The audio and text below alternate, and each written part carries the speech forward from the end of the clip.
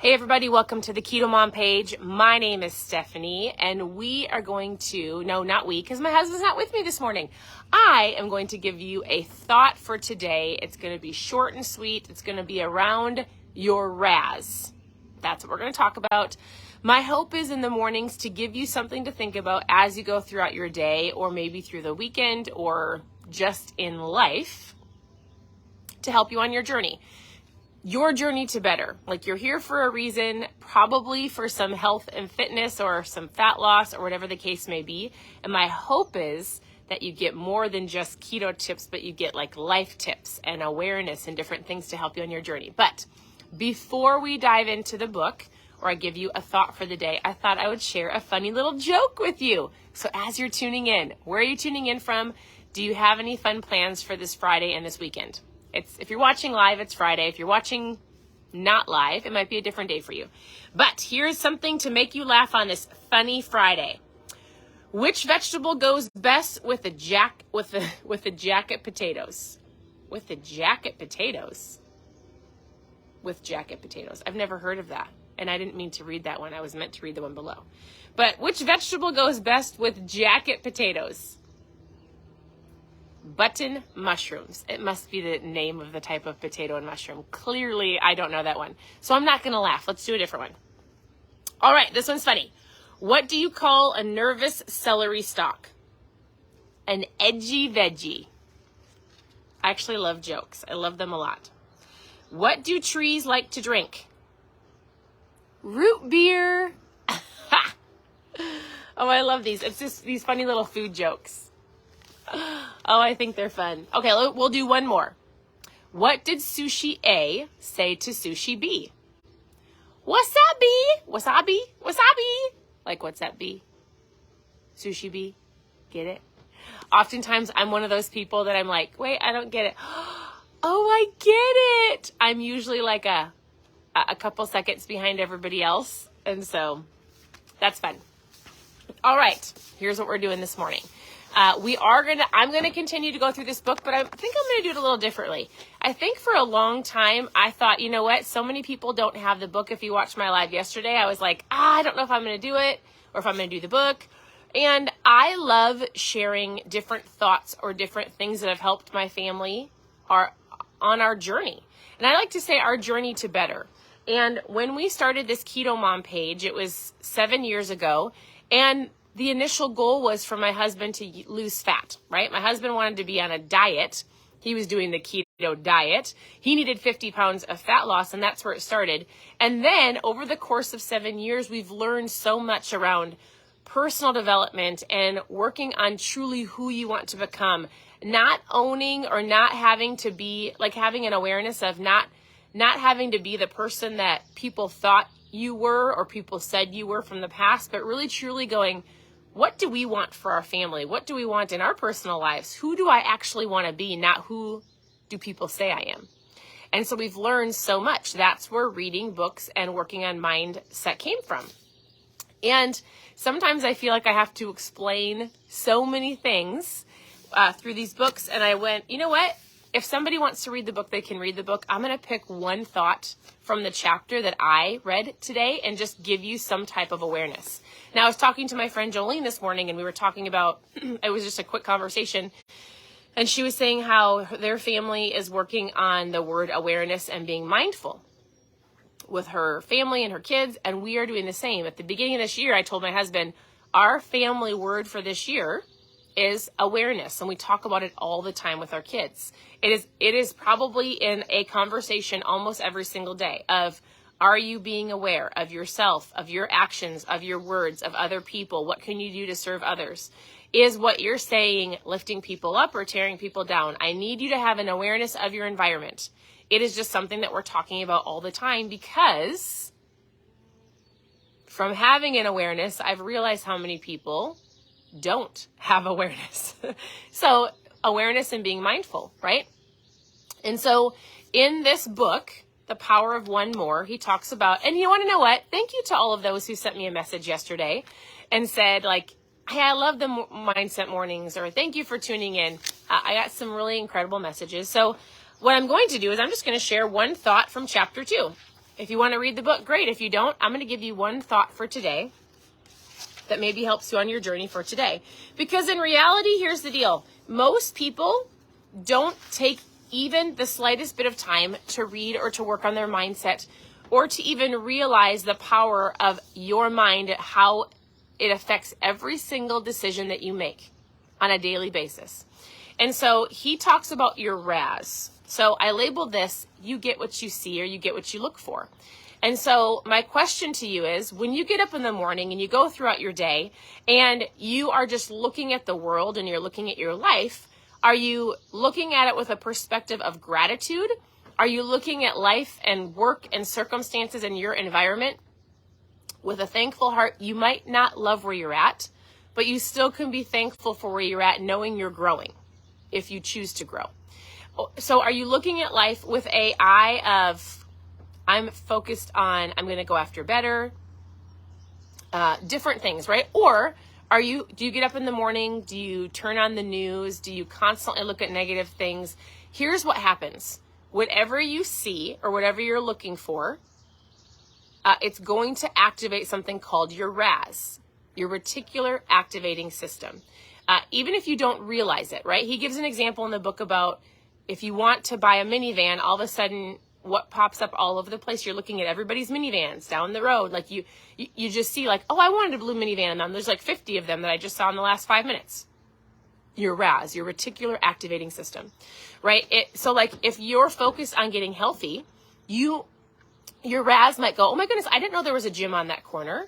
Oh, I didn't know. And you're just more aware of what's going on around you, the foods that are being served. You're more aware because you've chosen, I'm going to get healthy. Your RAS is activated to look for healthier options, right? So it's very important that you are very aware of what you're focused on, because that's what you're going to see. I'll give you an example. Some of you know that our daughter was thrown off of a horse a couple weeks ago. And so she had a head injury. We just have been working through a lot of different things. So once I saw that and I was aware, and I know the power of our brain because through the keto diet, through the keto lifestyle, through understanding keto and ketones and just life in general, or a lot of different things that we've learned over 7 years, I've come to understand the power of the brain, how it is fueled, and how it's truly affected, right? And so all of a sudden, after that happened to our daughter, my RAS has been activated like crazy, seeing things or kids or people that are not protecting their head, right? So like our doctor said, she is so blessed and I'm so thankful that she had a helmet on. And what do I see now? I see kids riding bikes without helmets. I see crazy kids on skateboards and I'm like, oh my goodness, you need a helmet. Oh my goodness, they don't have a helmet. I see every single motorcycle driver on the highway with no helmet. My RAS is activated to go, I know what this helmet did for my daughter, and now I'm seeing people that either have their helmet or not. I'm just going, I saw a couple things at the parade where these kids were being crazy, and I'm like, if you fall and hit your head. So my RAS is going, please don't hit your head. We're learning so much about the brain. It is so powerful to wear a helmet. It's just something that's activated in me because of what happened, right? It's the same thing for you in any area of your life. So it's awareness of your RAS. He says, once you have an awareness and once you understand the power of your thoughts, he says, everyone has the same ability to choose their reality. You have the ability to choose your own reality. He talks about the power of slowing down your time, slowing down your thinking to truly make the best choices possible. Kind of goes along with your RAS. But I was thinking, how often do we make rash decisions? How often do you make a decision because you're like, oh, we have to go. Oh, I have to decide. When in reality, you really don't have to. I talk about this on this page a lot. If you have ever heard me talk about EQ, your emotional quotient, you have an IQ, which is so interesting because I actually have been reading some different articles, and a lot of it has been around EQ lately, about how so many people look at IQ as the most important, how smart you are, right? Like, oh, that person is so smart. Oh, that person is so smart. That person flows through school with ease, or whatever the case may be. Your IQ. But in reality, I think your EQ is more important, your emotional quotient, how well you handle your emotions. And it's simply two different words. It's in life, you are either going to react out of like having to make a decision quickly, which isn't bad, but most of the time we react when we really should respond. Responding means, oh my goodness, I don't have to decide right now. I don't have to respond right now, whether it's in a relationship or whether it's dealing with children or an argument or at work or like in general, some things need a split decision. And there's a lot of things that like, oh my goodness, I'm so hungry. I see McDonald's. I'm going to go through the drive-thru because I'm starving. That's a reaction of a hunger that if you were to just go, I actually don't have to make a decision at this very second. I need to stop. I need to go, what is my best option? I'm going to, instead of react and drive into the drive-thru, I'm going to respond and run home real quick and make my salad that I was going to, even though I'm hungry. And I think I can make it the next 5 minutes without reacting. Does that make sense? Like if there's one thing that legitimately changed my life forever, probably 6 years ago, was this concept and this new awareness around EQ. I had no idea it was even a thing. I had no idea it even existed. I had nobody that was really like, man, it happened because I got frustrated with a circumstance. So I got frustrated with a situation. I reacted. I shot off a text message to our CEO, who then called me. I didn't want to answer the phone because I knew I was out of line. And then he had an hour conversation with me teaching me about EQ, about how to handle my emotions, about how to collect the facts, about how to respond versus react, and how to just gather myself before I make a decision. It was incredible, and it changed my life for 6 years to where I'm like, man, what a powerful, humbling message. There's lots of things I learned out of humility. Years ago, this is when my husband and I were dating. I was talking, we were at a family function. I don't know if they'll watch this, and he might not even remember saying this, but my husband's grandpa, so it'd be the girl's great grandpa Maynard, he might not remember this, and sometimes they watch these lives and sometimes they don't, so we'll see if they watch it. But years ago, Steve and I were dating, or we might have been newly married, like maybe 1 year in. And I'm a talker, and I love to talk, but I also had a really bad habit of cutting people off. So I wouldn't let them finish their sentences. I would want to say what I wanted to say, and I would like always try to get my own words in. And one day he looked at me and he was like, do you ever just not talk and let other people talk? And I remember being like, oh, yeah. So from that point on, and it wasn't easy, I would have to tell myself, I've got 2 ears and 1 mouth. I would have to tell myself as I was having conversations with people, Stephanie, be quiet and let them finish their sentence before you decide to share. And sometimes I'd have to tell myself, guess what? I actually don't have to say anything. I actually can keep my mouth shut. Sometimes you don't have to say something. I've learned the most valuable lessons in reacting to situations or not being aware of other people, having a humbling experience, and then it's what you do with that, right? And so here's what I'll tell you. Hopefully being on this page has added value to your life, and once you know something, or once you've been told something, or once you hear something, then you're responsible to either put it into action or to learn more about it. You have the awareness of, now you know the words EQ. All you have to know is like, oh, I have something called EQ, we all do. Stands for how well I handle my emotions.